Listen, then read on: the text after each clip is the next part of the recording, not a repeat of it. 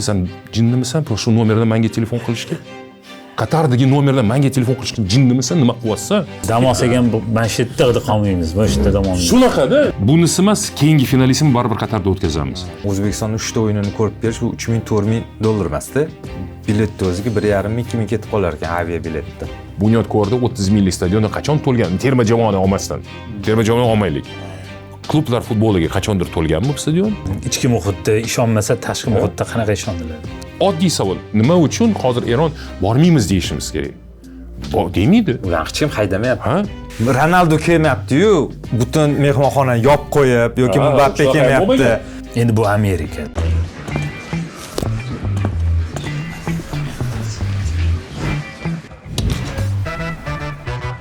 Yaxshilardan ta'lim olish eng yaxshi bo'lishga qadamdir. Central Asian University'ga hujjat topshiring. Assalomu alaykum qadrli 90+ podkast tomoshabinlari. Podkast ko'rinishidagi efirimiz yana sizlarning mehmoninglar. Ya'ni bu safar Mirkomil akam bilan mezbonlikda O'zbekiston futbolida o'z o'rniga ega bo'lgan, nafaqat o'zbek, balki Osiyo futbolida o'z o'rniga ega bo'lgan Alisher aka Nikimbayevni taklif qildik. Avvalo Alisher aka katta rahmat. Xush kelibsiz. Rahmat, sizlarga rahmat taklif qilganingiz uchun. O'g'on kuni Super Kubok ketayotganda Oriyatdonaga chiqdingiz bir kun oldin. Uncha begona podkast ko'rmayman, to'g'risi. Ko'rmayman. Lekin siznikini ikkala seriyasini ham skachat qoldi. Endi poyezdda antennalar yaxshi bo'lmaydi. Birinchida YouTube'dan skachat qolib, YouTube'da o'shani ko'rib ketdimki, nima informatsiya bilan keldingiz?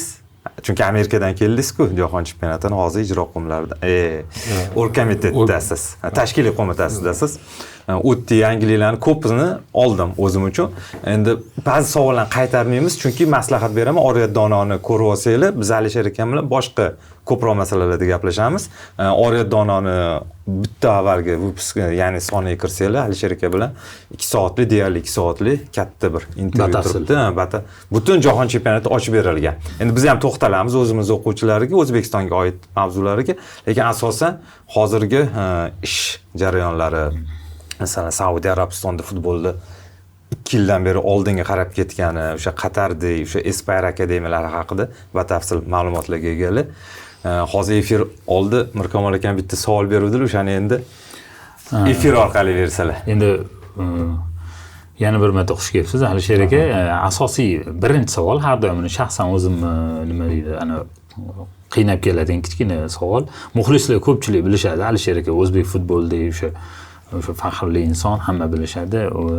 Lekin har safar mutaxassislar, lekin aynan lavozimlari so'ralmaydi. O'shanga Alisherga birinchi savol, o'sha lavozimingiz haqida, aynan kim bo'lib ishlaysiz, o'sha lavozimingiz bo'yicha muxlislar, umuman o'quvchilar bilsa degandik. Avvalambor assalomu alaykum va taklif qilganingiz uchun rahmat. Bugungi kunda o'sha 8 yildan beri, 8,5 yildan beri men Qatar futbol assotsiatsiyasi musobaqalar bo'limida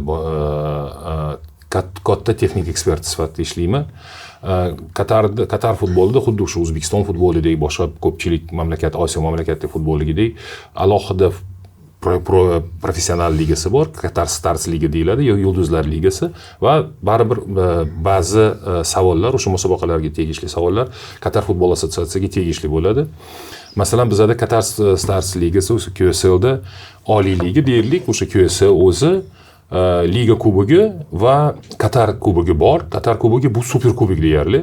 Yil oxirida, yilda boshida emas, yil oxirida o'sha 4 ta eng o'sha kuchli jamoa kubokni yutmaganlari kubok inobatga olinmaydi. Agar kimdir yutgan bo'lsa, bu bo'lishi mumkin, lekin faqat o'sha ligada 4 ta, balki o'sha masalan 2-3 o'rinni olganlar kubokni yutishi mumkin, lekin bunisi baribir kubok olganini inobatga olinmaydi.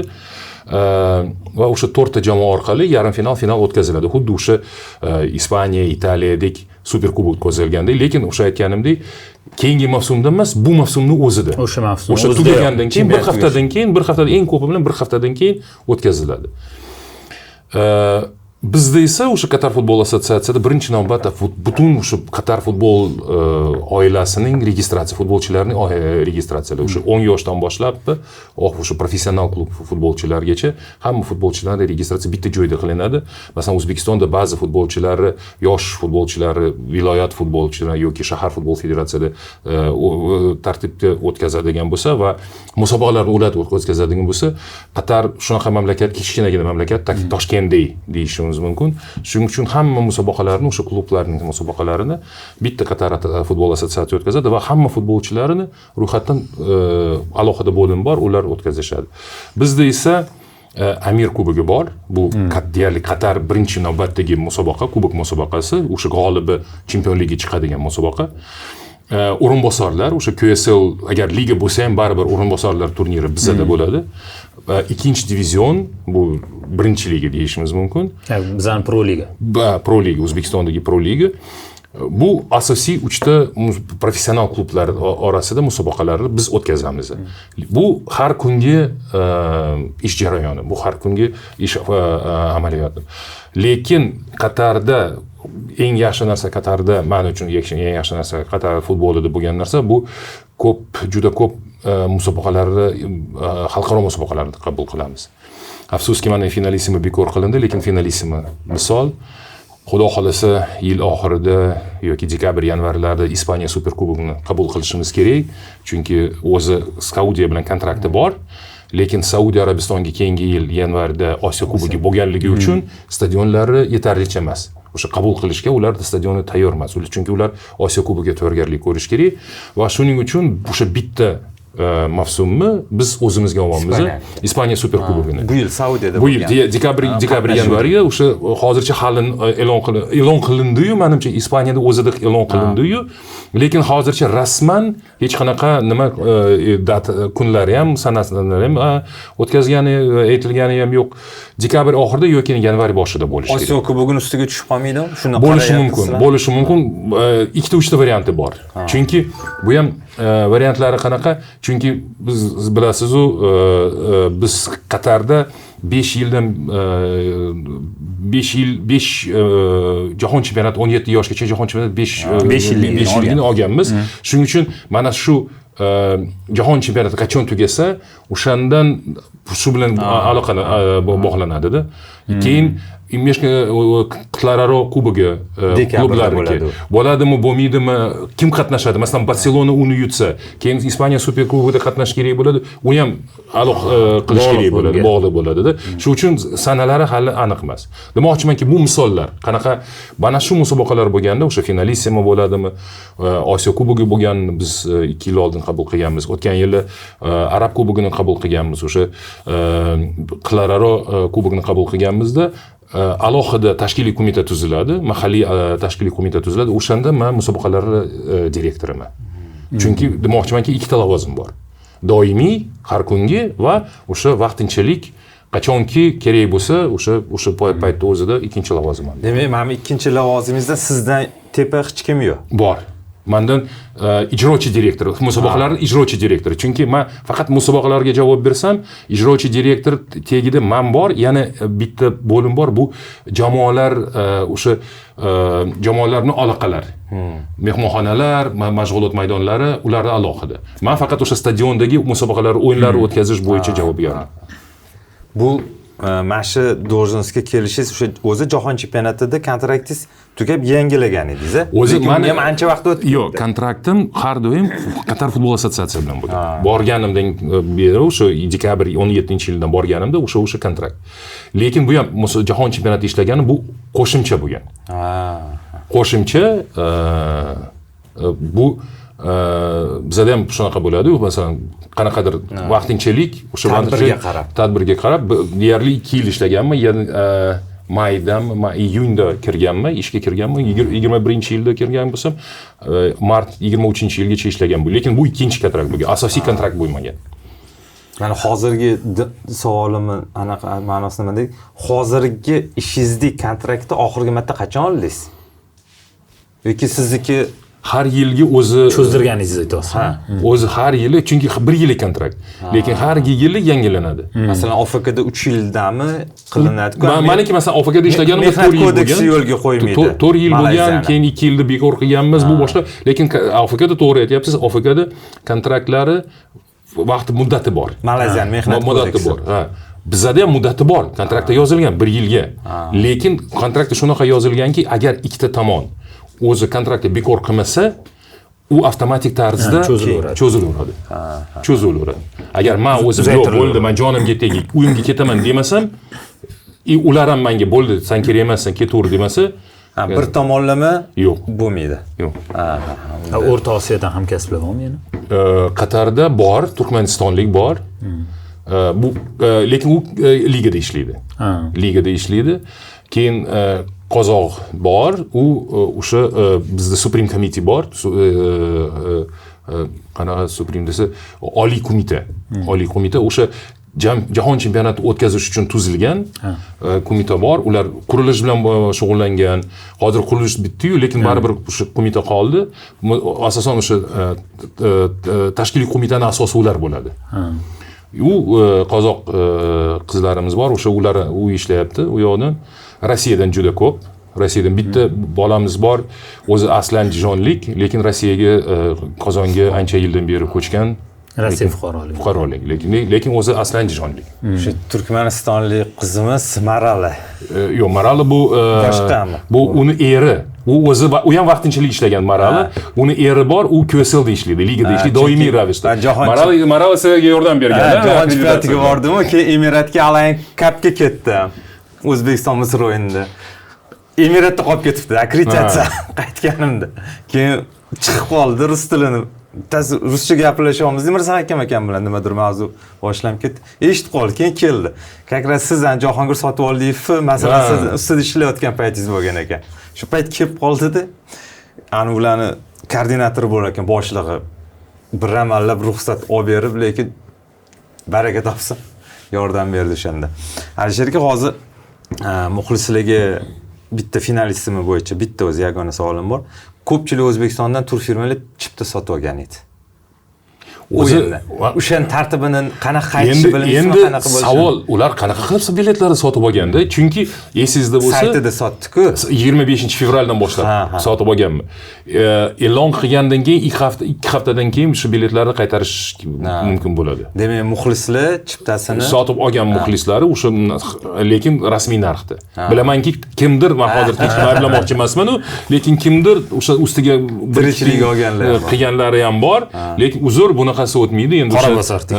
Bu qanaqa rasmiy narx bo'lgan bo'lsa, o'shani qaytariladi. Masalan, ikkinchi qo'l olganda o'rtada razницasi kuyadi. Yo, o'sha belgilangan narx, o'sha agar qanaqa biletni o'zida qanaqa yozilgan bo'lsa, xuddi shunda. 200 reallikni endi 200 realga qaytaradi. 1200 ligini 1200 bo'ladi.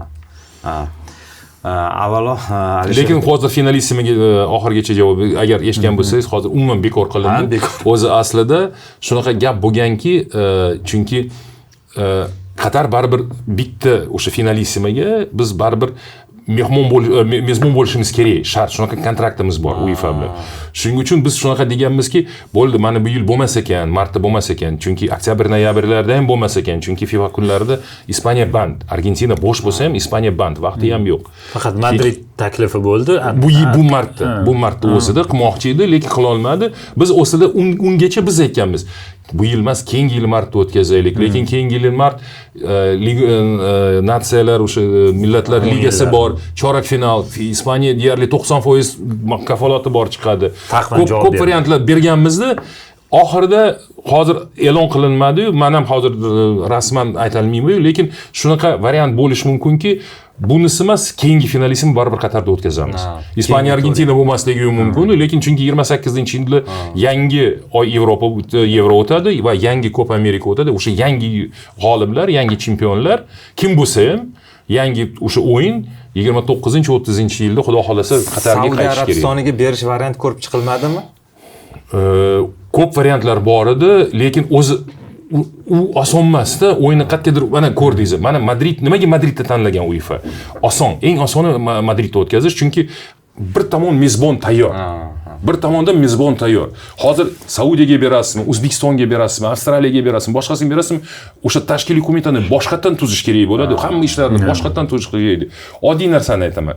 Masalan, bizning bo'limda nafaqat musobaqalar o'sha jamoalar masalalari, hattoki VAR bizada ham bo'lganda, chunki hakamlarni stadionda ishlashi bizga kiradi. O'sha kontraktini biz Hokay kompaniya bilasiz bor. Uni ularga jo'natganmiz. Ular bizga jo'natgan narxlarini. Biz bu bo'yicha ishlaganmiz. Chunki bu talab, UEFAning talabi. Finalism albatta VAR bilan o'tish kerak va bunchalik talablari bor. Hozir o'shani o'zini 1-2 kunda hal qilish oson emas. Chunki kimdir aytayapti, bemalol o'tkazsa bo'ladi. Yo'q, oson emas. Bu narsani qilish oson emas. Koptovlar finalism uchun alohida koptovlar qilingan. Maxsus o'sha jahon chempionatiga, bu yilgi jahon chempionati xuddi shu koptov, lekin umuman ranglari boshqa, o'sha boshqacha bezilgan koptovlar va o'sha koptovlar 5-mart Qatarga kelish kerak edi. Qatarga kelib biza jamoalarga berishimiz kerak edi.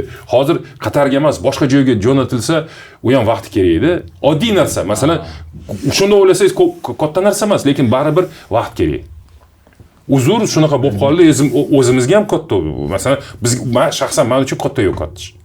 Chunki men aytaman, men 6 ta konfederatsiya bo'lsa jahonda 5 ta bilan ishlaganman. Afrika o'zim ishlaganman ham. Tabiiyki. Bu savol emas. O'zbekistonda bo'lib ishlaganman. CAF bilan 4 ta super kubokni o'tkazganmiz, Afrikaniki. Copa Amerika 2 marta borganman, Braziliya va Amerikaga. CONCACAF bilan 2 marta Gold Cupga borganman. Hattoki Okeaniyani ham pandemiya paytida jahon chempionati saralashini Qatarda o'tkazganmiz. 5 tasi menga shaxsan o'sha 6-chi oxirgi bo'lganda UEFA turnirida qatnashmaganmiz. Yo'q, jurnalist sifatida borganman Yevroga. Lekin to'g'ridan to'g'ri ishlamaganman. Ishlash.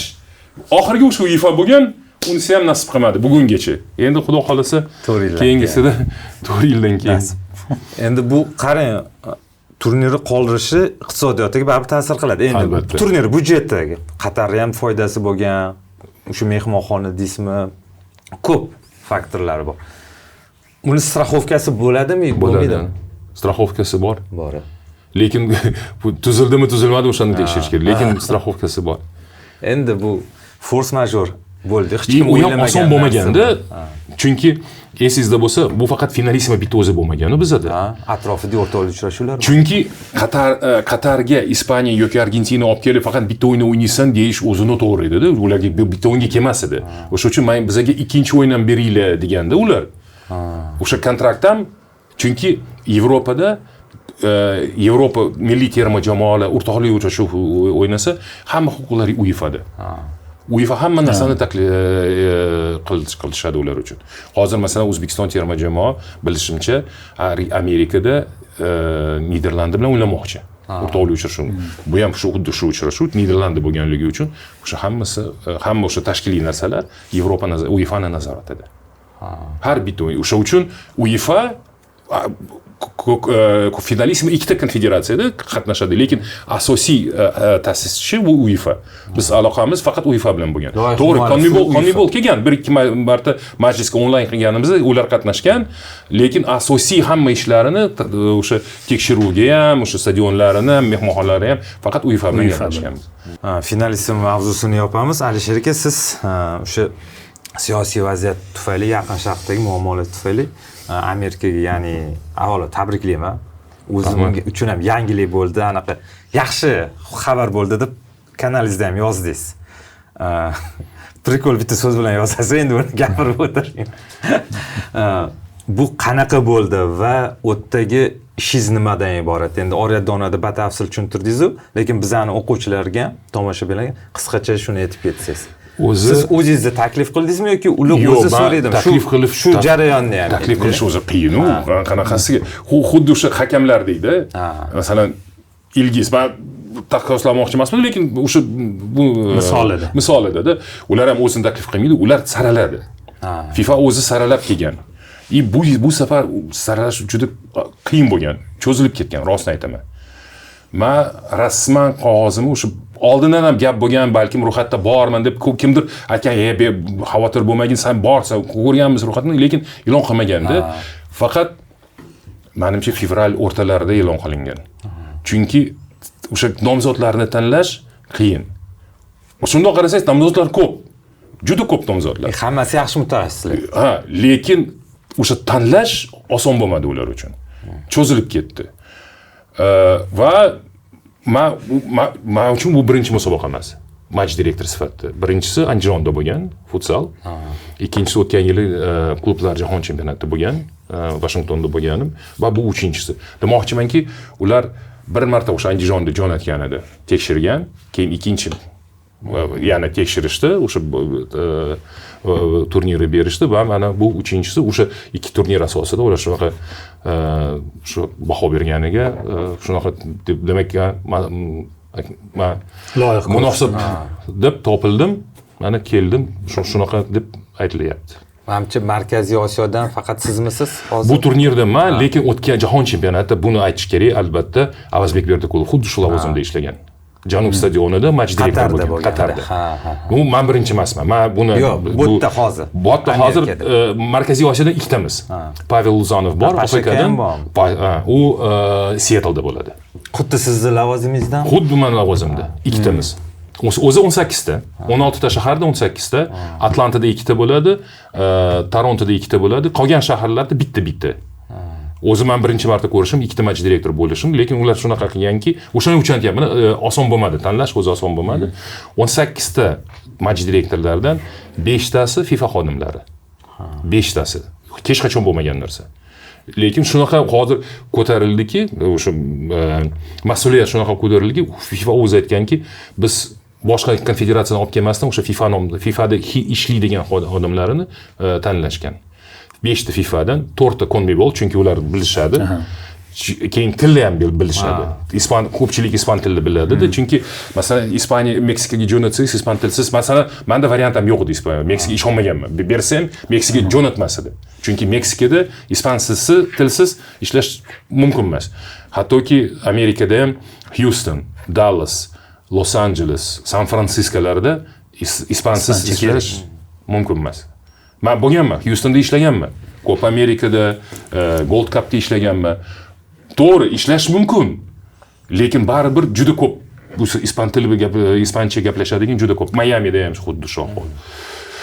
Shuning uchun CONCACAFga 4 ta joy berildi, CONMEBOLdan 2 ta, CAFdan 2 ta, Afrikadan 2 ta misrlik, Afrikadan 2 ta, bitta UEFA ham necha yildan beri birinchisi, chunki UEFA FIFA bilan unchalik yaxshi bo'lmagan, UEFA ham ruxsat bermagan ba'zi paytlarda xodimlariga ishlashga va bitta Okeaniyadan men bitta yogonaman, na konfederatsiya, na FIFAga aloqam bor. Nyu-Yorkka qo'ysa undan ham zo'r bo'lar ekan. O'zbek ham ko'p, o'zbek ruslar ham. Yo'q, final. Buni Nyu-Yorkka tanlamaganiga men 100% oldindan bilganman, chunki final. Final o'tdi. Uni bersa, u bergan odamni men hurmat qilaman. U ham Qatarda jahon chempionatida ishlagan, 3-o'rinda bo'lgan match direktor Xalifa stadionida, misrlik Khalid Nasr. U munosib, 100% munosib bu savol bo'lmasligi ham kerak. O'zi taxminan nechidan mana shu 18 nafar mutaxassis tanlab oladi? 50 ta, 100 ta nomzodlar ko'p. Nomzodlar 5 ta nomzodlar ichida. Mana aytaylik. Afrika nechta odam ishlaydi Afrikada? Musobaqalarda o'tkazishdi. Kamida 10 tacha odam topiladi. Xuddi shu narsa CAFda ham 10 ta bo'lmasa ham 4 ta, 5 ta bo'lishi mumkin. Demoqchimanki 50 tacha o'sha yuqori, o'sha tajribali. Hudud qit'alar federatsiyasida ishlaydigan kamida 40 ta 50 ta odam bor. Keyin sizdagi alohida neytral. Bir demak 60-70 ga yaqin mutaxassis ichida. Endi sizni bu lavozimingizda ishingiz o'sha komandalarni kutib olishdan tortib, ularni men Bostonga birinchi o'yindan oldin 10 kun oldin kelishim kerak.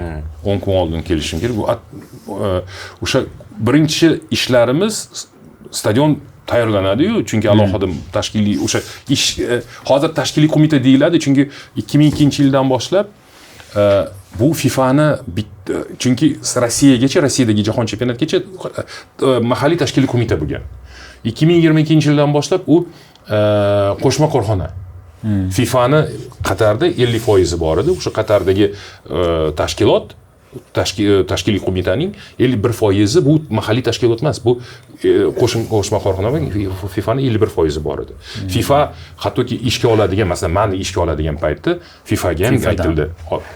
Nima deysiz? Olamizmi, olmaymizmi? Bundan ham o'tirishganda ikki tomondan o'tirib hal qilgan. Rossiyada faqat rossiyaliklar hal qilgan. Kim ishlaydiganda. FIFAning so'zi o'tmas edi.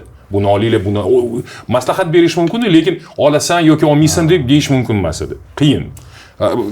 Rasman demoqchiman. Oxirgi so'z Ruslan o'zida qoldi. Hozir esa umuman deyarli Amerika aralashmaydi ham. Amerika degan tashkiliy qo'mita degan narsa yo'q o'zi. 100% FIFA. Ularga FIFA o'zi qilib bergan yaxshi. FIFA boradi. Chunki Gold Cup ham shunaqa ko'p, Amerika ham shunaqa. O'zi tajriba borasida. To'g'ridan-to'g'ri ishlayapti stadionlar bilan. Masalan, Afrikada biz bu narsani ko'rmaymiz. Afrika kelsa O'zbekiston futbol federatsiyasi bor. Masalan, keyingi yil emas, 29-yili biz o'tkazamiz ayollar jahon Osiyo kubogini. O'shanda O'zbekiston futbol assotsiatsiyasi tashkiliy qo'mita tuzadi va tashkiliy qo'mita hamma ishlarini joyida qilib beradi. Afrika kelib faqat turnirga kelib o'yin o'tkazib ketadi. Hozir FIFAda yoki CONCACAF Gold Cupda yoki o'tgan safar 2 yil oldin Copa Amerikada umuman boshqa. CONCACAF to'g'ridan-to'g'ri har bitta stadionga kelib kontrakt tuzadi, har bitta mehmonxonaga kelib kontrakt tuzadi, har bitta mashg'ulot maydoniga kelib kontrakt tuzadi.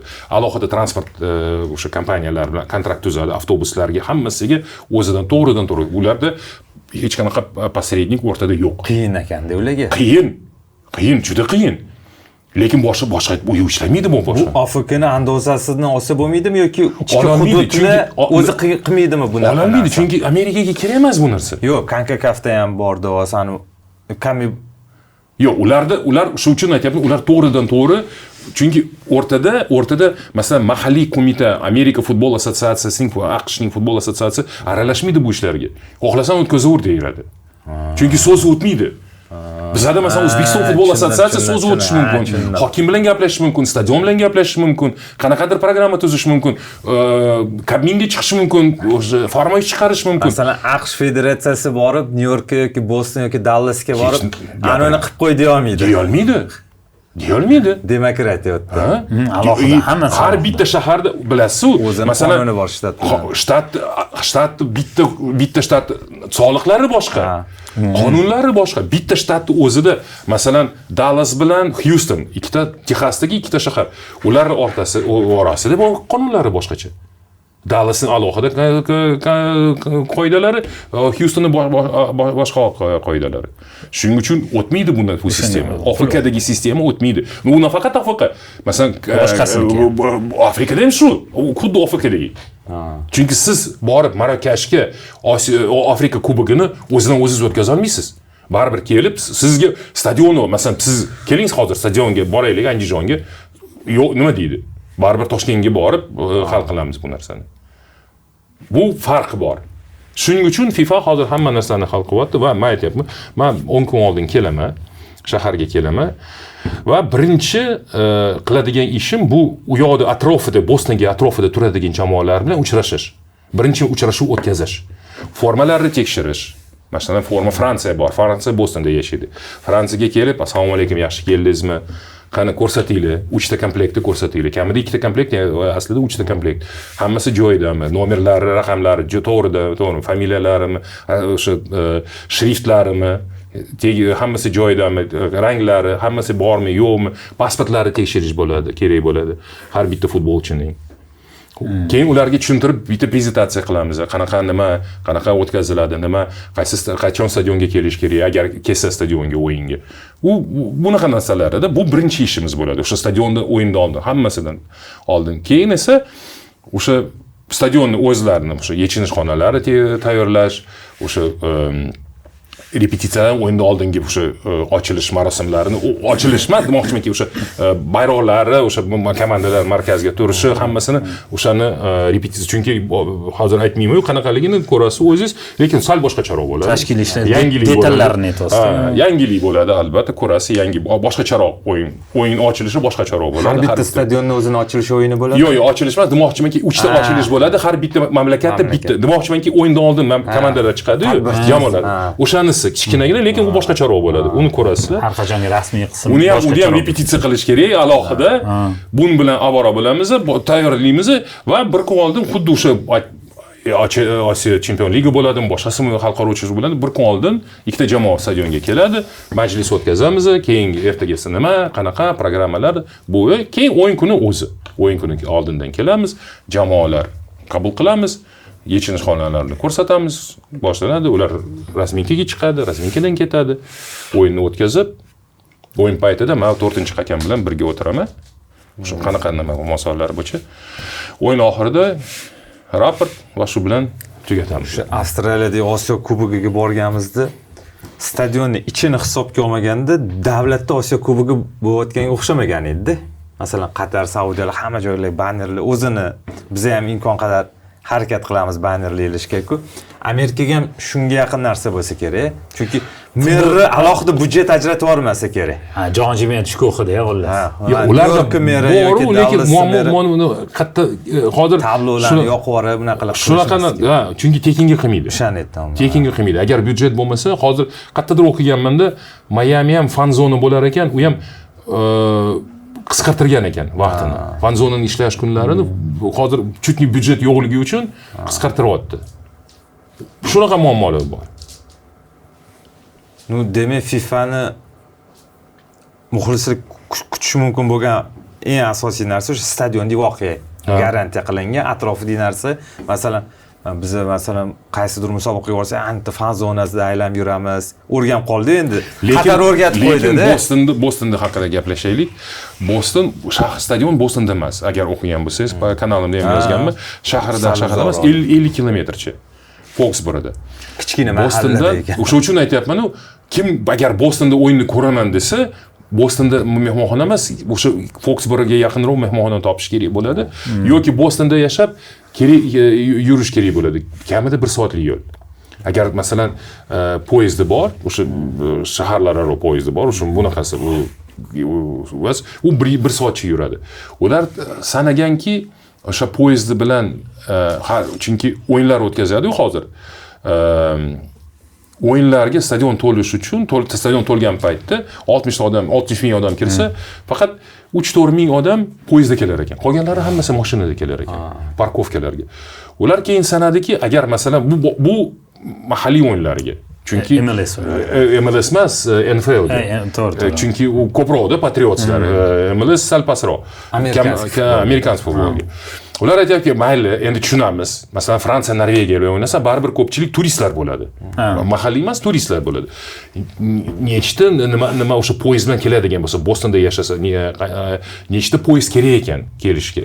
Ular sanadiki to'liq o'sha poyezdlarni qo'shishga tayyor ular.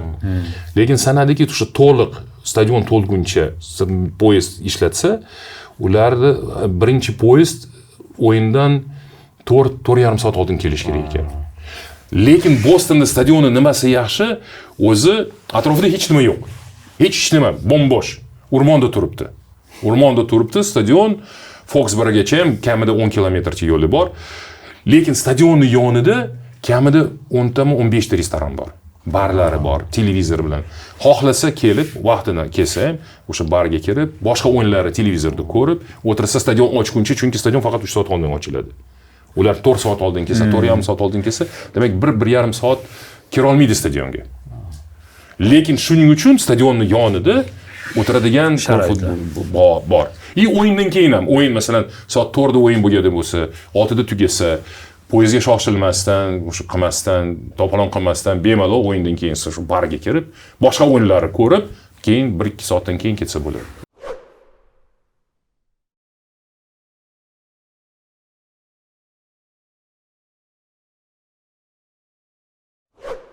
Masalan, O'zbekiston mavzusiga qaytadigan bo'lsak, Atlanta bilan Houstonda o'ynaydi. Bitta o'yin, endi ochilish o'yini Mexiko, birinchi o'yinimiz. Atlanta Amerikaning qimmat shaharlaridan bittasi ekan. Ko'pchilik o'ylagandek, O'zbekistonning 3 ta o'yinini ko'rib berish bu $3000-4000 emasda. Biletni o'ziga 1,5-2 ming ketib qolar ekan, avia biletda. Narx oshib. O'tda iqtisodiyotidagi summalardan kelib chiqsangiz, taxminan O'zbekistonlik muxlis uchun qanchaga tushadi? Atlantada, Houstonda, Mexico Cityda. Yoki Atlantaga faqat o'yin kuni borib kelgan, yaxshiroqmi, atrofida arzonroq shaharlar bormi? Bor. Topsa bo'ladi. Yana bitta narsa borki, men bilishimcha o'sha chunki do'stlarim bor, ular aytayaptiki, o'sha agar eshitgan bo'lsangiz, quradan keyin o'sha kuni ham, o'sha kuni o'zida narxlar 3 barobar sakragan mehmonxonalarga. Chunki ko'rganki, masalan, Houston oldindan quradan oldin bilmaganim Ronaldo kelishi. O'sha quradan keyin hamma Ronaldo kelar ekan, hamma o'sha shaharlar 3 barobar ko'targan narxlarini bir kunning o'zida. Hozir esa narxlar pasayib ketyapti. Chunki ular kutgandek bo'lmayapti. Effekt unaqa emas. Ularda unaqa emas. Bilishimcha o'sha Atlantadagi variantlar hozir Atlantada, chunki bitta tanishim bor, u shug'ullanyapti bu narsalar bilan, o'sha O'zbekistonlik muxlislarni olib kelishi, joylashtirishi plan qilyapti-da. Hali hech kim bilan kontrakt tuzgani yo'q, lekin bitta ikkita bilan mehmonxonada gaplashgan. U aytayapti, men kutmaganmanki, narxlar juda arzon bo'lyapti, yaxshi bo'lyapti, pasayib ketyapti. U demoqchimanki, butun Amerikada shu ahvol. Butun Amerikada shu ahvol. Bo'lib ham hozirgi vaziyat, ya'ni Yaqin Sharqdagi vaziyat baribir Yevropaning iqtisodiyotiga ta'sir ko'rsatyapti. Keyin bilet narxlari asosiy turist ham Yevropadan-ku, puli bor turist. Biletlari qimmat. Odamlar shunaqa bo'lganki, bilmadim, eshitdingizmi? Qura bo'ldi biletlar uchun. Qura tugadi-yu. 1-2 haftadan keyin ba'zi muxlislarga qurada yutmaganlariga xat keldi.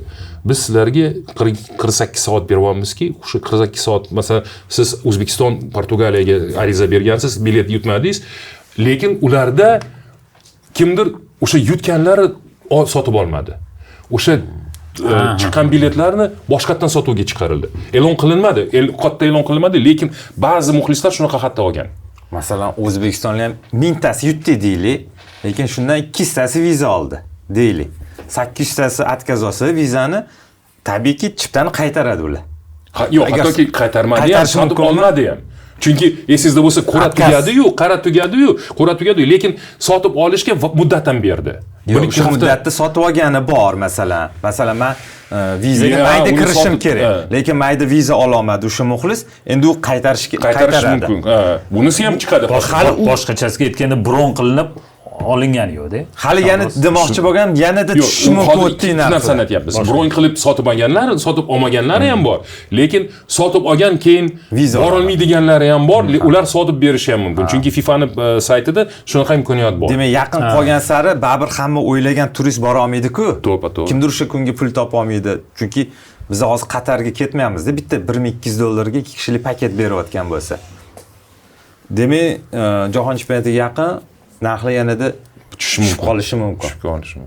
O'zini bashoratida, endi prognozida odam kelmasa. Atlanta yaqinroq joyida turib, Atlantada o'zida qattiq tavsiya qilasiz Atlantada bo'ladigan o'sha Houstonda. Endi Houston cho'ntak bo'lib shahar ekan. Biz ham aniq chiqdimda bu analiz qilib o'rganib. Atlanta qimmatlardan bittasi ekan. Chunki o'zi, lekin ikkinchi savol, nima qilish? O'yindan orasida nima qilish? Atlanta ob-havosi, Houston ob-havosi bizga yaqinroq. Chunki u Texas issiq. Atlanta sal o'sha yaxshiroq biz uchun. Lekin shuning uchun pul xarajat qilib Amerikaga borib, faqat Houstonda turish ham odamlar qiziq bo'lmashi mumkin-da. Miami balkim o'sha ko'rgisi kelar. 2-3 kun o'sha o'yin Portugaliya o'yin atrofida Houstonda turib, keyin Atlantaga ko'chib, chunki men umid qilamanki, u 4-o'yinni ham Atlantada o'tkazamiz, 3-o'rinni olib Atlantada qolamiz. Ko'rdim. O'zi faqat F guruhi bizaniki.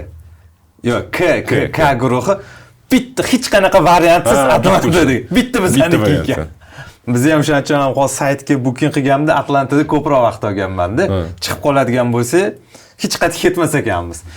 Mexico Cityga keladigan bo'lsa, u ham chiroyliroq plaji bor. O'zini milliy urf-odatiga ega bo'lib ham Amerikadan ancha arzonroq joy. Tabiiyki. Masalan, muxlislarga tavsiya qilishimiz mumkin, kimdir 3-4 kun oldin borsa Mexikoga zerikmaydi. To'g'ri.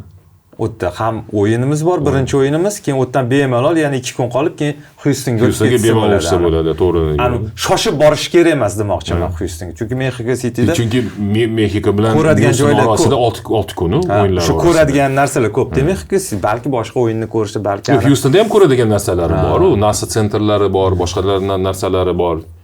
Yuston o'zi kopga tashaqa. Endi Alisher aka mana shu biletlarni hozir ko'pchiligi muammo tug'diryapti. Bizda bormoqchi bo'lganlar ko'pida bilet ham yo'q hozir.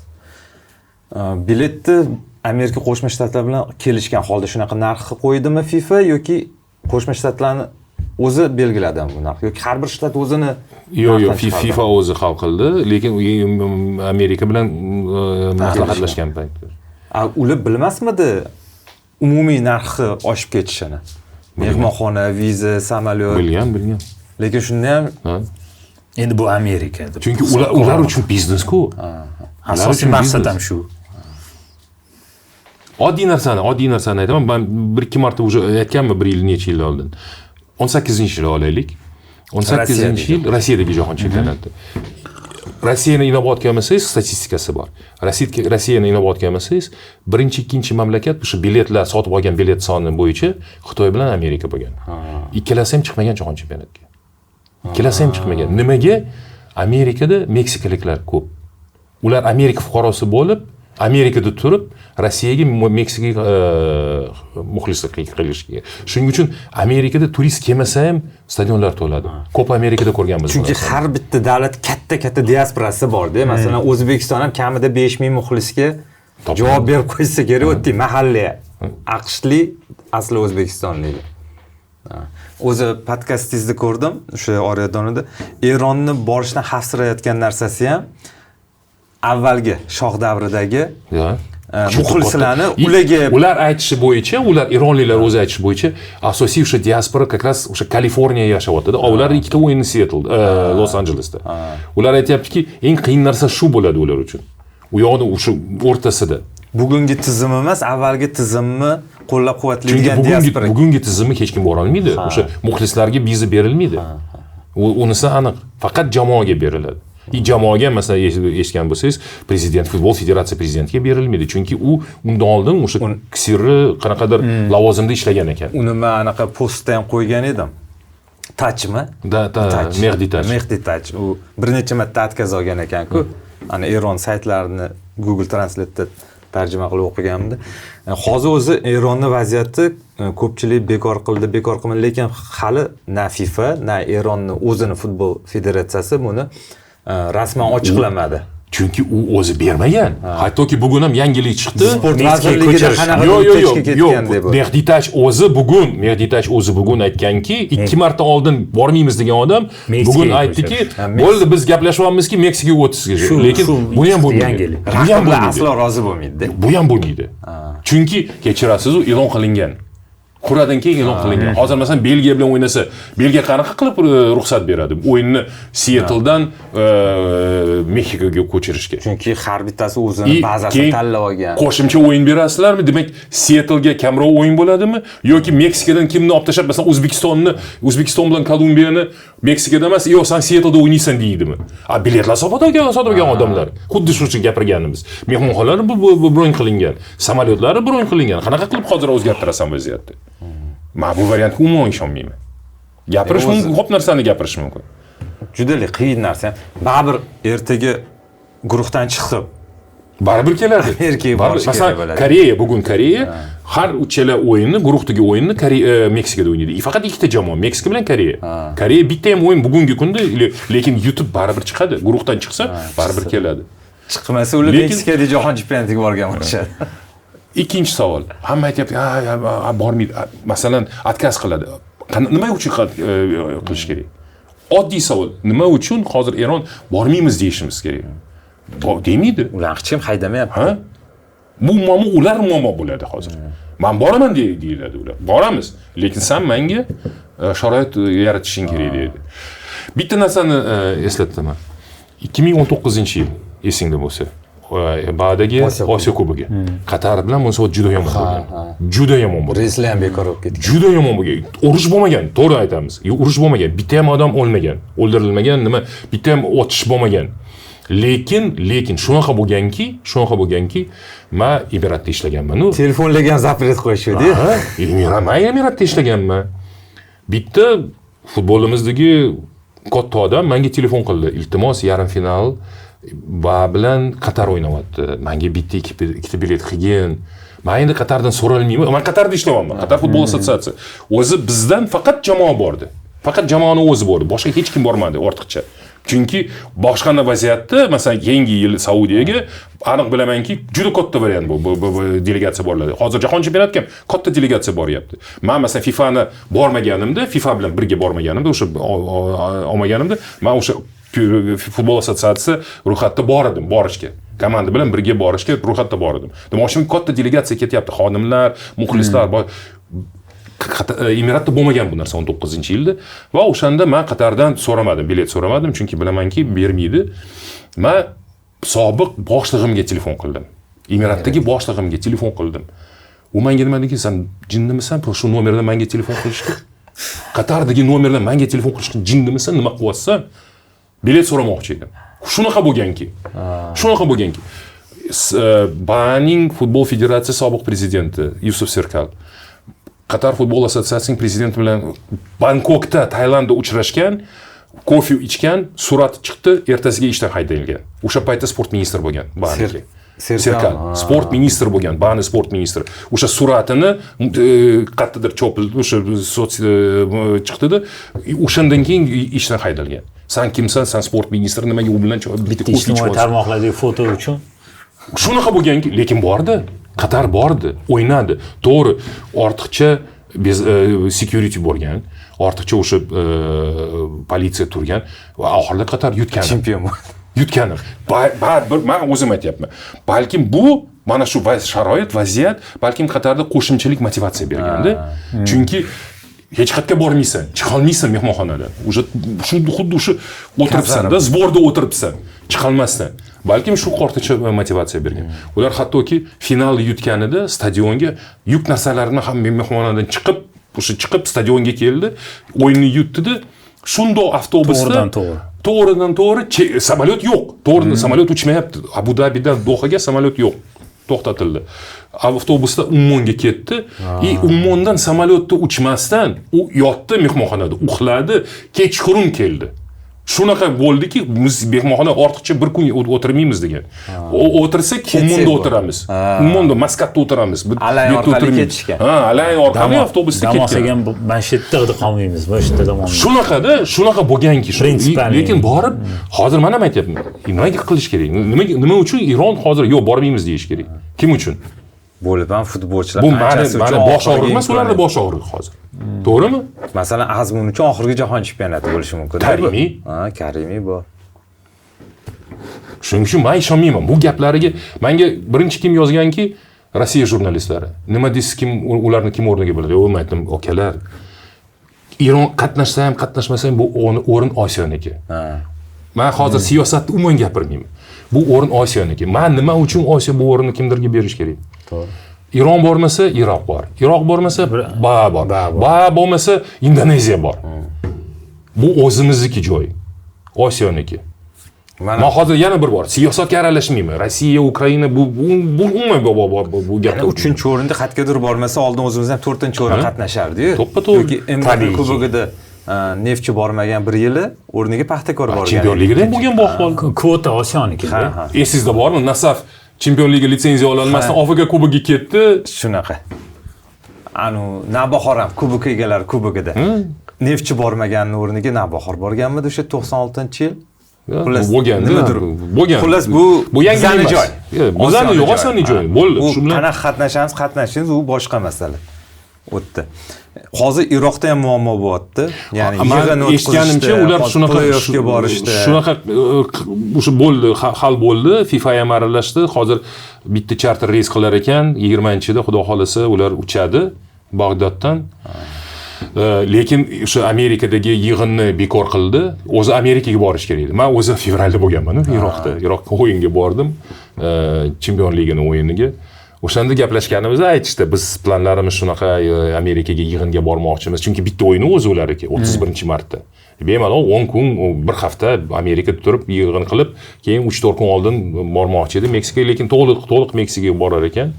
Va futbolchilar to'g'ridan to'g'ri Yevropadan muammo viza bor edi, lekin menimcha bu ham masalani hal qilishdi. Chunki menimcha Meksika vizasi osonroq Amerikaga qaraganda. Hakamlarning yakuniy ro'yxati qachon chiqadi? Bu ham bir yaqinlarda chiqish kerak. Ular ham eshitgan bo'lsangiz, ilgizli vaziyatini FIFAda Qatarda o'tkazdi. Men 27 fevralda keldim, kechqurun Ilgiz bilan uchrashdim. O'zi ertasiga menda ertalab samolyot bordi, unda kechqurun samolyoti bordi. Men ketdim, Amerika u keta olmadi. Men o'zi keldim, gaplashdim, bo'ldi, salomlashdik. Men aytdim, bo'ldi, ketaver Toshkentga, xudo xolasa ko'rishamiz, jahon chempionatida ko'rishamiz deganman. U esa 28 fevralda chiqa olmadi, hech kim chiqa olmadi. 20 ta odam o'tirgan. Chunki 10 ta hakam Afrikadan, 10 ta hakam Osiyodan o'tirgan yig'inda. Instruktorlar hammasi birga o'tirgan. 28 fevral chiqa olmagan odamlar 8-marta chiqqan. Bu yakuniy yig'in bo'ldi FIFAning. Yakuniy. O'sha mintaqaviy. Chunki UEFA'ni alohida, CONMEBOL, CONCACAF alohida. Bu faqat Osiyo, Afrika bilan. CAF, CONCACAF bilan. O'sha ular alohida qilingan. Qanchalik taxmin qila olishimiz mumkin? 10 ta Osiyoniki hakam kelgan bo'lsa, oxirgi yig'inga 5 tasi jahon chempionatiga boradi.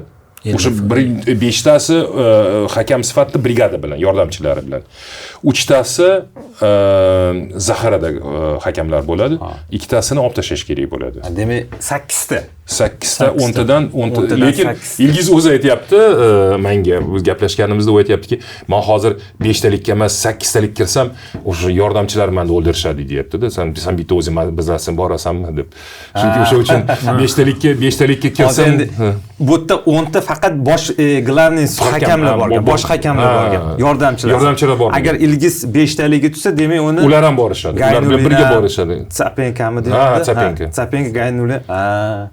Hozir demak viza kutgandek kutishar ekan, Ilgizga tushishini. Zaxira bo'lmasin deyishyapti-da. 3 talik. Chunki 3 talikka kirsa, u bitta o'zi boradi. O'zingiz Osiyo futbolini inson sifatida raqiblari va uning imkoniyatlarini qanaqa baholaysiz? Qanchalik kuchli raqiblarga ega hozir u 5 talik kirishga? Birinchi narsani aytish kerakki, hozir Osiyoda umuman hakamlik pasayib ketdi.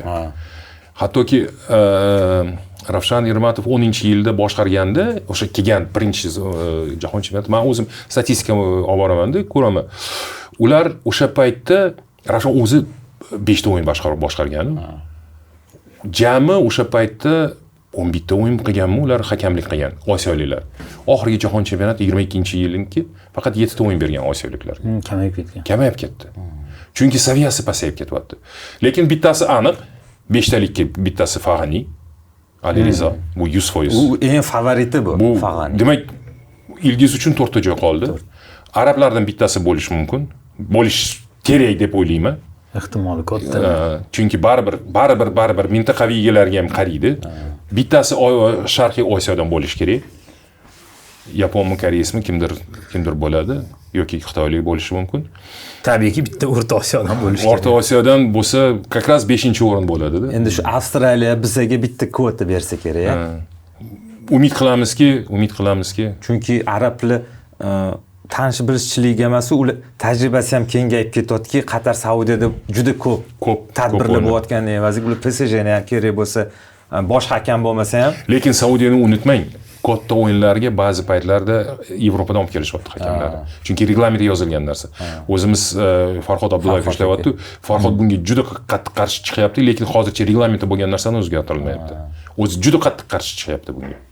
Chunki klublar talab qiladi deyapti. Chunki o'zi men oldin ham aytganman, men Emiratda ishlagan davrimda, 13-14-yillarda ishlagan paytimda xuddi shu narsa Emiratda ham bo'lgan, bosim bo'lgan, qilaylik, chet elda olib kelib, bizada ham esingizda bo'lsa, bo'lgan narsa Rossiyada ham bo'lgan bir paytlarda. Men o'shanda aytar edim, mayli, mana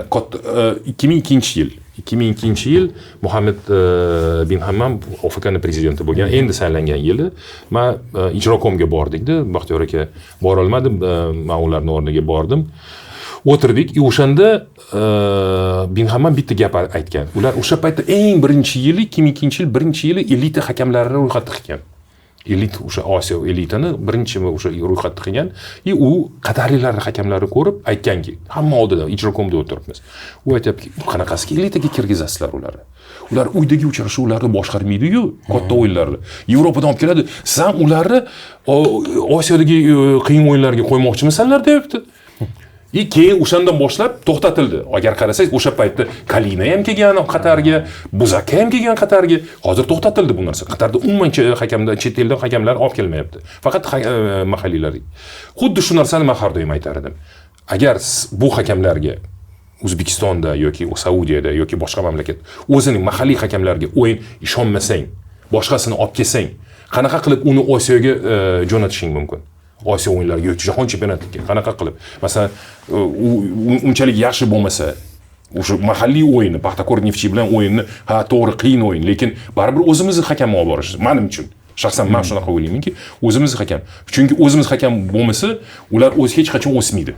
Ichki muhitda ishonmasa, tashqi muhitda qanaqa ishoniladi? To'ppa-to'g'ri. Buni bermasa, ertaga Hilol Al-Sad bilan qanaqasiga boshqaradi?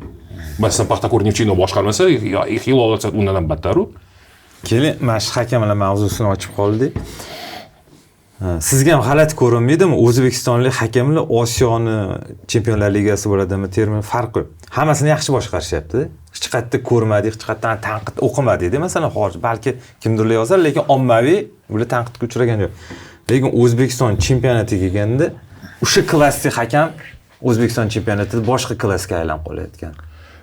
Balkim qanaqa o'qisku bloger yoki saytlarni YouTube'da ko'rasiz. Sizga ham ba'zi paytlarda menimcha baholari ham noto'g'ri bo'ladi. O'sha biz bergan men shaxsan o'zim emas, o'sha blogerlar, muxlislar bergan baholar menimcha noto'g'ri. Ikkinchidan, menimcha bu yerdagi bosim kattaroq. Chunki baribir u yo'qda unchalik odamlar hakamlarga bosim qila olmaydi. Ba'zi o'yinlarda bo'ladi-yu, lekin baribir unchalik, chunki men necha yildan beri yashayapman, ko'ryapman. Biz qilgandek, biz hakamlarga bosim qilgandek, ular qilmaydi hech kim. Ko'pchilik qilmaydi. Masalan, Afrikada ham komissar bo'lib yuraman-ku, ko'raman. O'sha aniq qanaqasi bo'lmayapti. Bizga o'xshab. Bu ham muammo. O'zimiz ichki muammomiz. Mayli, Neftchi Paxtakor chuqurlashib o'tirmaymiz, hali qaror chiqarmadi. Bo'lar ish bo'ldi masalan. Lekin bitta noto'g'ri narsa O'zbekistonda nima bo'lyaptiki, masalan, Ilgiz allaqachon o'zini isbotlab berdi-da, top klassik hakamligini, lekin muhim o'yinlarda uni qo'yilmayotgani nafaqat bizani juda ko'pchiligi. Yo'q, men boshqa narsani aytaman. Esingizda bo'lsa, Olimpiadaga tayinlovni oldi-yu, oxirgi o'yinni o'tkazadi-yu, ketishdan oldin. Unga na Gaynulin, na Tsapenko yordam beryapti. Xuddi unga qarshilik ataylab qilamiz deb, yomonlik qilamiz deb qilgan deydi. O'zi adashmasam 4 yil 5 yil oldin uni chetlatishmoqchi bo'ldi.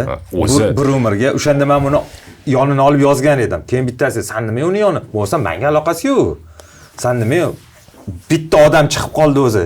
To'g'ri sudit qilayotgan anchadan beri kamayib ketdi. Endi shuni ham tamom ekanmiz dedi odam. Yo'q, ko'z tegmasin yutib chiqdi bu. O'sha sportni anaqalada oqlandi va mana yuzi yorug'di.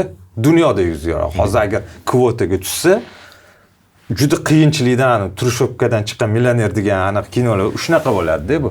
Juda qiyin tirnoqlarning ichidan, tikonlarning ichidan chiqqan. Jahon chempionatida ishlagandan keyin 2-3 ta futbolka qoldida hakamlarniki. Ortiqcha. O'sha 2002-yil o'sha emblema logotipi bilan.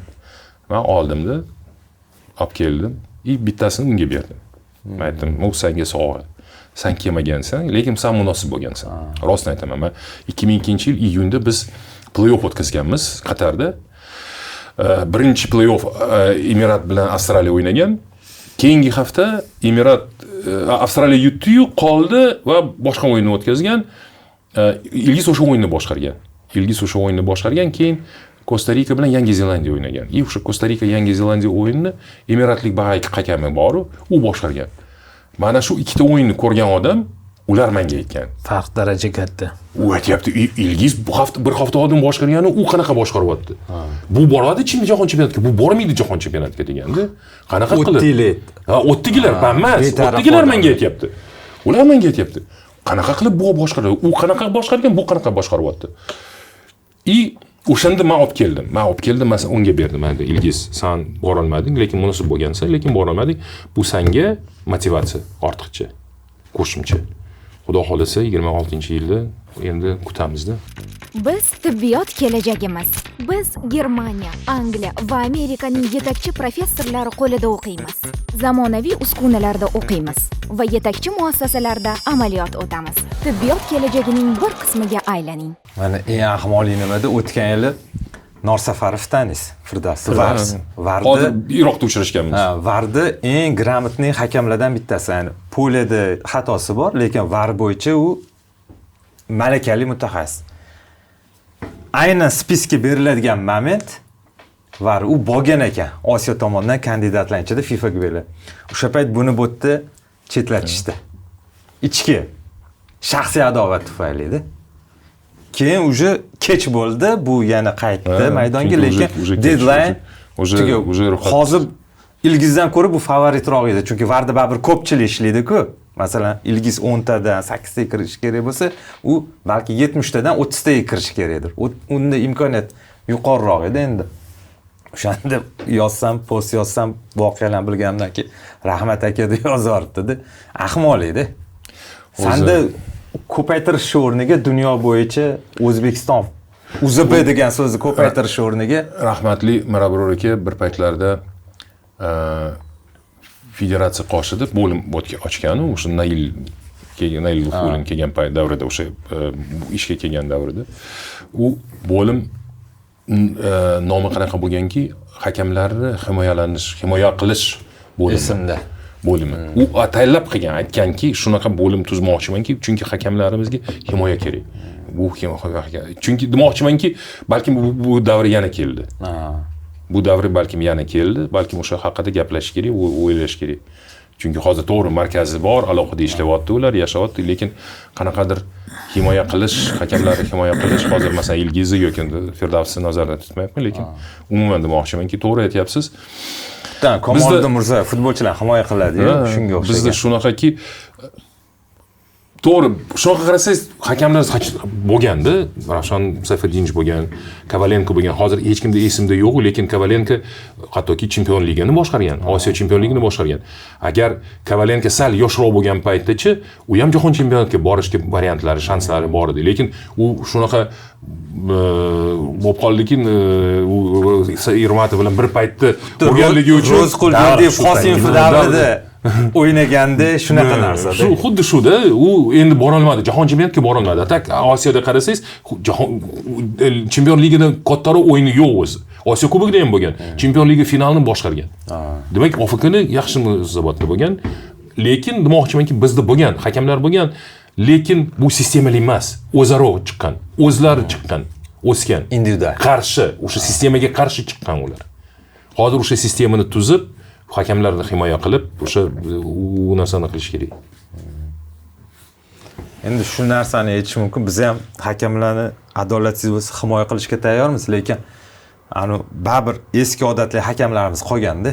Yo'q, u hozir hammasi oq yoki hammasi qora demayapman-ku. To'g'ri, hammamizda shu narsa bor-da.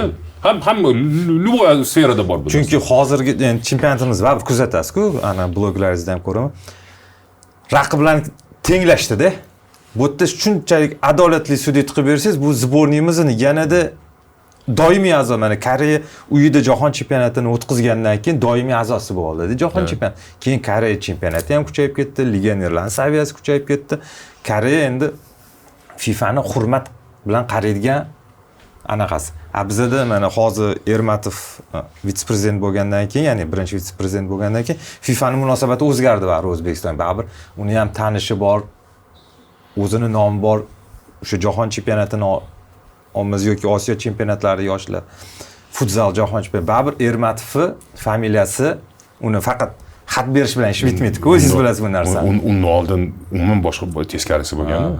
O'rtada 5-6 yil bo'lib qoldi. Mana Mirabror aka paytida juda ko'p tadbir olardi. Ya'ni Osiyo chempionati futzal bo'lsa ham o'zingiz shu yerda boshqacha bo'lardi. Lekin o'rtada shu 5-6 yil bo'ldi. Bo'shliq, uzilish. 5-6 yil emas. Bizni bir o'sha 17, 18, 19, 2 yil undan ham battar bo'lgan.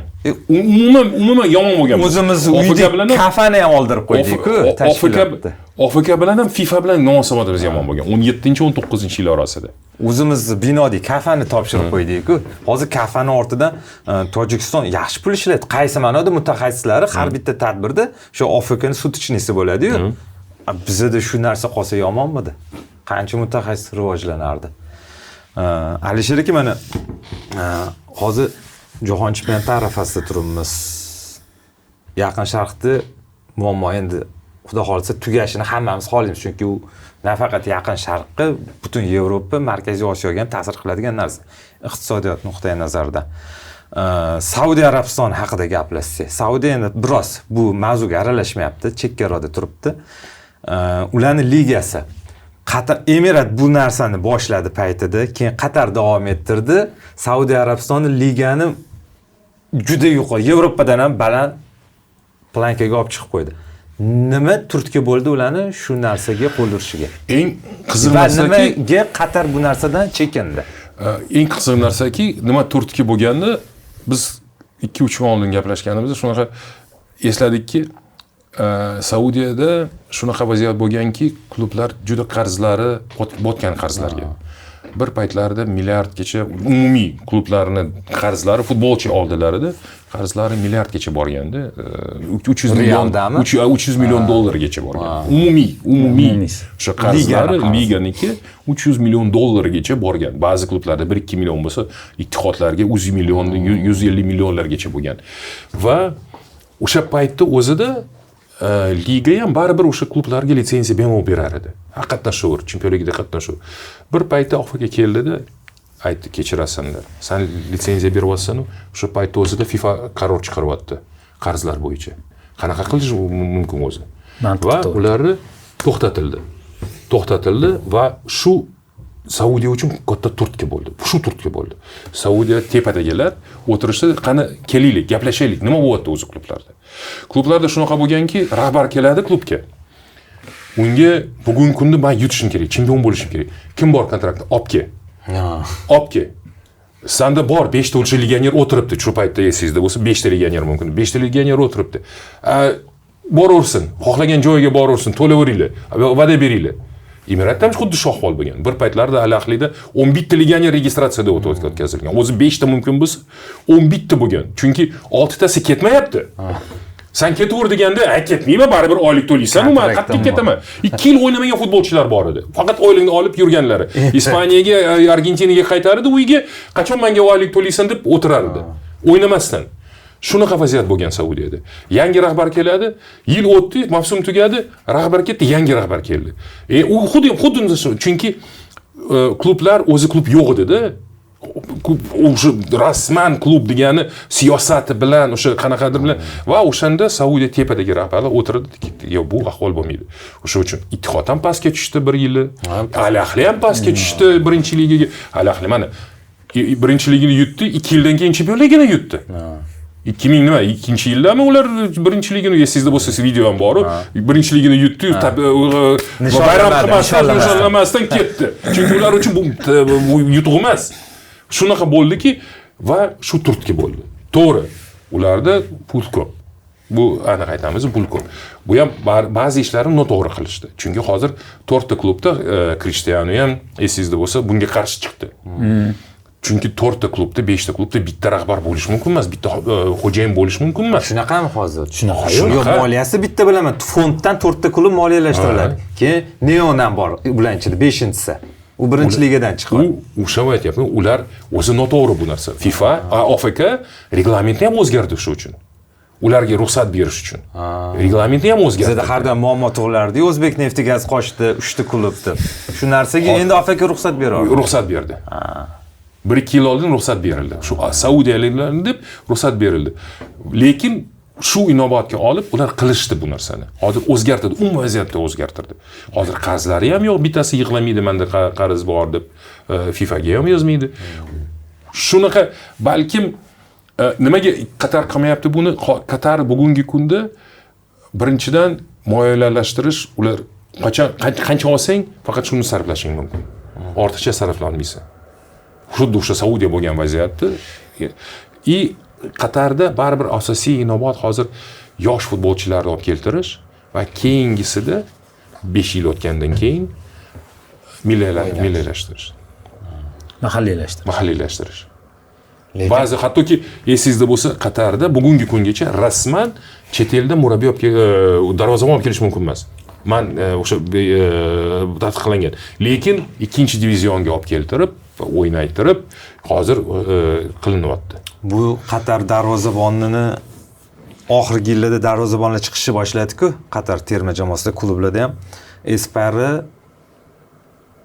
Bask texnik direktor boshqaradi. O'sha bilan 2 soatcha gaplashib o'tirdik. Yaqinda ko'rganmiz, paxta ko'ram dubl sbor qilib keldi. O'sha yerda переговорlar natijasi bo'ldi-da, ularga rahmat deb qo'yasiz O'zbekiston nomidan. O'sha yetib berdi. Men bu yerda akademiyani qo'lga olganimda deyapti. Darvozabon bo'yini o'lchadim deydi. 175, 180, 180 keyin qog'oz oldi, qaradi. 1999 Qatar bo'yicha darvozabon yo'q deyapti. Endi o'zimcha aytaman. 2097. Endi men pokoleniyalarni qaradi. Biz yoshlikdan Esparga, klublarga reglament kiritmadik, o'rgatdikki, turishni bilsa bilmasa, bo'y uzunni tayinla. Yoshlikda kichkina qo'yib qo'yib, reaksiyasi bor, keyin katta varataga kelganda ham kichkina qolib ketganda. Shuna qilib sekin 5 yil, 6 yil ketdi deb tushuntirib berdi-da o'sha narsani. Menimcha shu Saudiya bilan o'tgan yil Al Hilol bilan Liga Chempionlarga borganimizda jurnalist keldi-da, endi bolalar futbol haqida ma'lumot kim bildi shekilli bosib olib keldi. Sizdan informatsiya olmoqchi. Men ulardan so'radim, sizlarda chempionat bormi? Deysikilik desam, yo'q deydi. 16-17 yoshdan boshlandi. Men o'shaning uchun aytdimda, Cristiano Ronaldoning o'g'li har o'yinda 5 talab, 6 talab ura olar ekan, festival qilib o'tkazishar ekan. Qatarda tizim bor. O'shaning evaziga mana ikkita Osiyo kubogi ko'pchilik aytadi, sotib oldi, u qildi, bu qildi. Tizim bo'lmasa, o'ynamasa hech kim yordam bergani bilan hakam masalan, u kamanda o'ynamasa chempion bo'la olmaydi-ku baribir. O'sha aytmoqchi bo'lganim, Qatarda tizim baribir o'sha golf davlatlarning ichida Qatar muammosi aholisi soni. Ha, eng sifatli ishlayotgan tizim bo'lsa kerak deb o'ylayman. O'sha mintaqada. Mana shu mavzudan uzoqlashmagan holatlarni solishtirishni aytmoqchiman-da. Bizda hozir bevosita zaявkalar bilan bevosita ishlaymiz. Necha yil shu tajribalar bor. Sherikam bizda hozir legionerlar soni, ya'nishmasam, umumiy chempionatda futbolchilar soniga olganda 25% dan ko'proq bu yil. Shu narsa Qatarda qanaqa tashkil etadi demoqchiman. Hozir Saudiya yana bir bor. Saudiya hozir Osiyo futbolini turtki bo'lyapti-da. Saudiya nima xohlasa, deyarli nima xohlasa emas, ular nima taklif bilan chiqsa, deyarli ko'p narsa o'tadi. Masalan, legionerlar soni 3+1 bo'lgan, 5+1 bordi. Hozir umuman olib tashlandi. Nimaga? Chunki Saudiyada shunaqa. Saudiyada shunaqa. Qatarda hozir 10 tagacha olib kelish mumkin. Har bitta klubga 10 tagacha. Lekin chempionatda faqat 7 tasi o'ynash mumkin. Ha. Chempionatda 7 tasi, lekin Chempion Ligada 10 ta. Bizda 6 ta. Mana qarang, hozir Qatarda baribir Demak, 50% dan ko'payganda baribir 60%. Qatarda migrantlar ko'payib ketyapti-ku yildan yilga.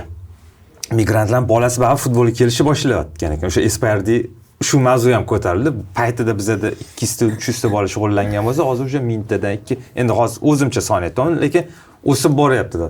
Bu ham baribir boyasiz aytgan muammolar qachondir yechim bo'ladi. Xalq oz kam, lekin vitna jительство olgan migrantlar bo'ladi. Yo'q, ba'zilari termini o'ynaydiganlar.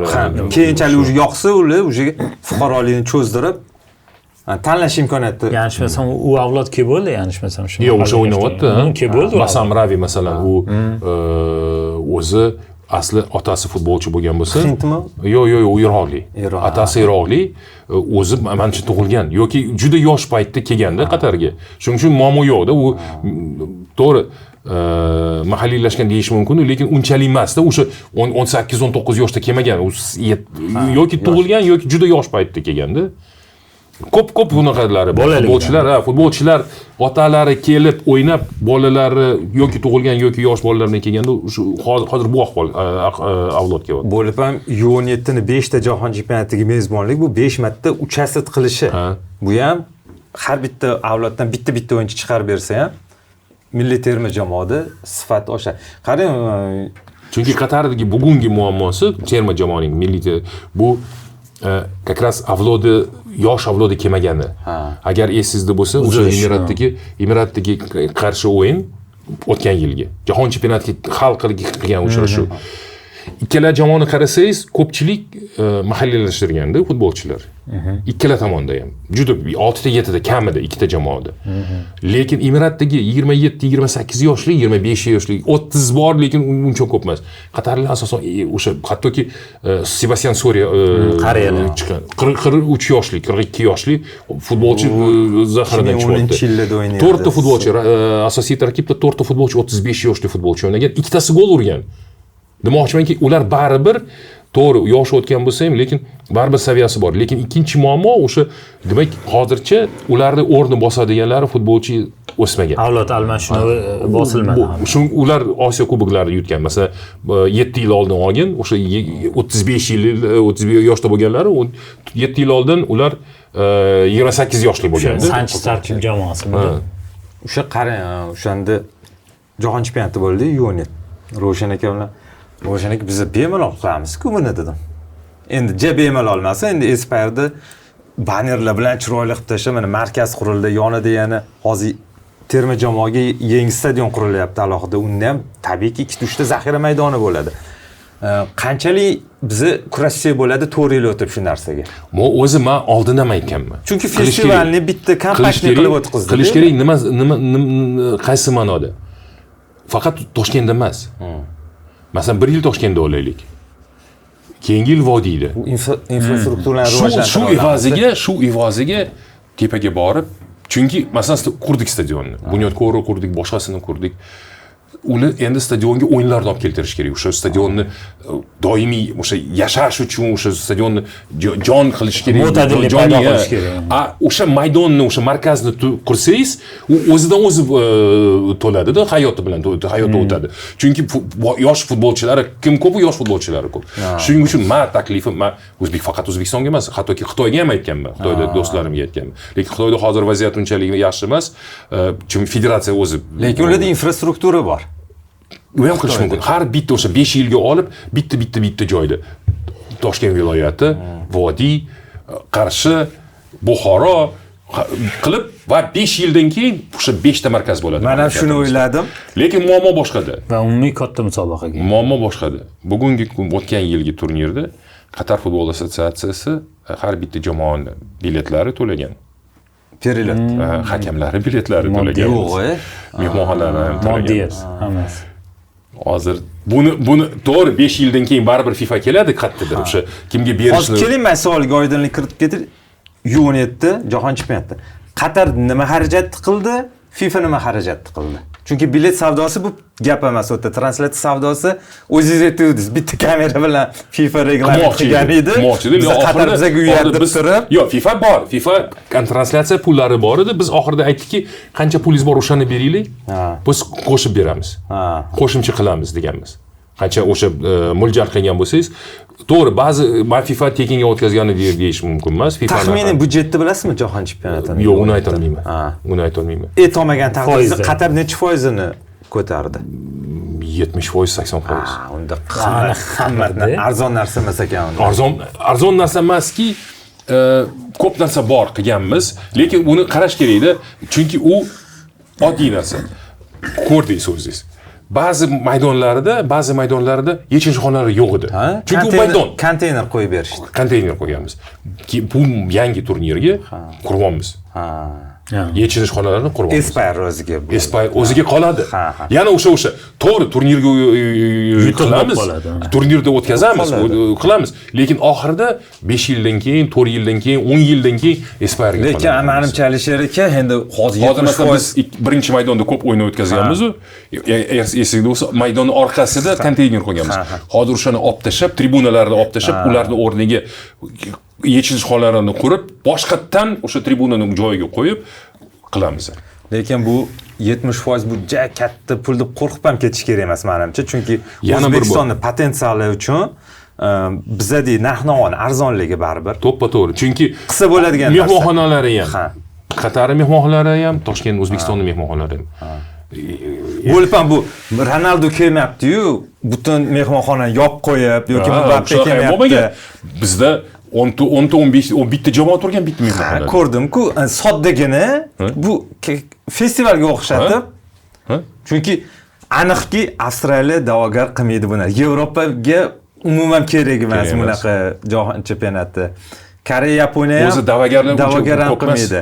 Afrika ko'tara olmashi mumkin. Markaziy Osiyoda aytganingizdek Toshkent 1-yil namunaviy qilib hukumatga isbotlab berib, mana qila olamiz deb 2 yil yoptirib, ikkinchisini yo'q vodiyda, yo'q voha tomonda, infrastruktura bahonada. Aytyapman, 5 yildan keyin hammasi qoladi-yu. Va markaz bo'ladi, o'sha mintaqaviy markaz, masalan, vodiyning futbol markazi bo'ladi. Mana hozir Ro'shan aka 10 ta maydoni bilan. Ro'shan aka Mermatov ko'p intervyuda aytdi-ku, hozir Politar Deldosliga bitta qildik, buni niyatimiz vodiyga bitta qilish, vohaga bitta qilish, Nukus Xorazm tomonga bitta qilish, hududlarga bo'lib turib, mana shunaqa narsalar orqali qilinadi bu. Bo'lib ham bizni Amerikadan farqli hukumat rahbari har doim birinchi prezidentimiz ham, ikkinchi prezidentimiz ham bir nechta qarorlar chiqarib berib, biriktiryapti-da homiylarni. Endi to'g'ri hozir neft gaz misolida sal qiyinchilik bo'lyapti klublar, lekin umumiy millatni, mamlakatni reytingi va uni foydasiga ishlaydigan narsaga baribir qaror chiqib kelyapti bizda. Yana bir bor. Biz siz aytgan neft gaz narsalar bu professional futbolga. Ha. Bu esa bolalar futboli. Qoladi keyin. Aytyapman, hozir masalan Bunyodkorda 30 minglik stadionni qachon to'lgan? Terma jamoani olmasdan. Terma jamoani olmaylik. Klublar futboliga qachondir to'lganmi bu stadion? To'lmagan.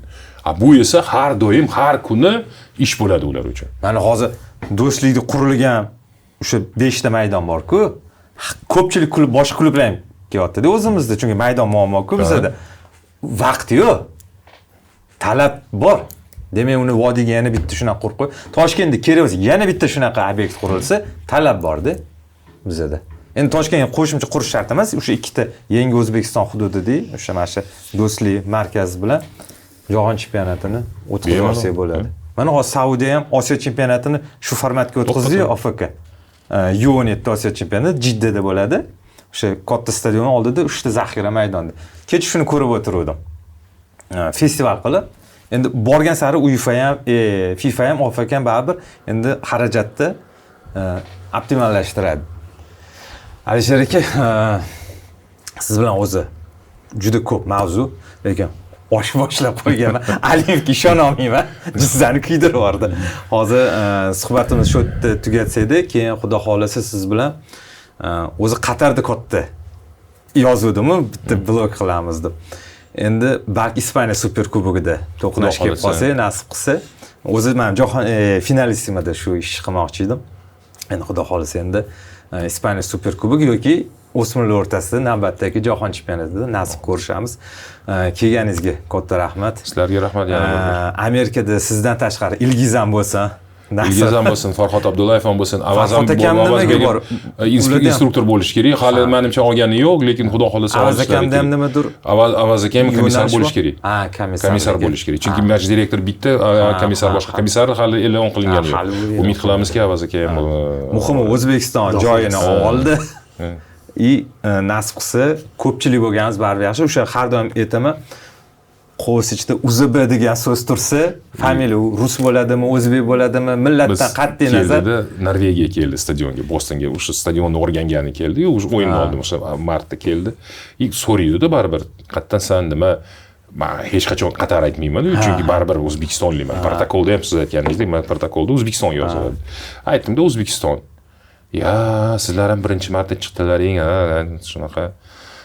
Lekin men aytdim, sizlar bolalaring, biz bolalar bilan bitta o'ynayapti, bitta jamoada. Yo'q, Husanov ham sizlardan aytdi. Husanov ham bizaniki. Husanov ham bizaniki. Buni ham bilib olinglar. Buni ham bilib olinglar. Shu faxrlanib yuraylik har doim. Mirkomil aka, aytar gapingiz yoki o'zi so'raladigan savollar juda ham ko'p edi, lekin boya aytdim, har doim savollar tuzib kelamiz-da. Bular bilan bo'lisha olamiz. Siz bu savol Alisher akamga bitta mavzuni ochamiz, o'zlari detalni tushuntirib beradilar dedi. Aytganimda o'sha maroqli suhbat bo'ldi. Endi o'ylaymizki, yana tashriflar yana ko'p bo'ladi. Xudo xolasa podkastimiz yana ko'proq bo'ladi. Alisher akam bilan kelajakda faqatgina umuman faoliyatlardan faqat omad tilab qolamiz. Boya aytdingiz-ku, ana asosiy misol UEFA bilan ishlash qoldi dedingiz. UEFA asosiy katta planka bo'lmasin, undan katta plankalar ham berishgan albatta Alisher aka. Faqat xursand bo'lamiz biz. Rahmat. Tashrif uchun rahmat. Rahmat Alisher aka. Xayrlashyapsiz. Bo'pti. Muxlislarimiz uchun yana bitta tilagim bor. O'sha jahon chempionatimiz, birinchi jahon chempionatimiz bo'lyapti hammamiz uchun. O'zbekiston kim bo'lsa ham, nima bo'lsa ham biz O'zbekistonda birinchi jahon chempionatimiz va shu jahon chempionatda birga ko'raylik, televizorda bo'ladimi yoki tribunada, stadionda bo'ladimi, biz bitta hammamiz birga muxlislik qilaylik va umid qilamizki, terma jamoamiz kamida bitta o'yinni yutib guruhdan chiqsin va shu uchun biz uchun katta bayram bo'ladi. Yangi o'sha kelayotgan bayramlarni tabriklayman hammalaringizni. Navruz va Hayit bilan. Omad hammalarimiz uchun, sog' salomatlik, bugungi kunda hozir ko'ramizni tinch, omonlik. Bu eng asosiy baxt. Biz uni bilmagan ekanmiz. Lekin mana so'nggi so'z o'rnida Alisher aka, men baribir xoli degan narsam endi bir kun kelarmiz balki shu kun.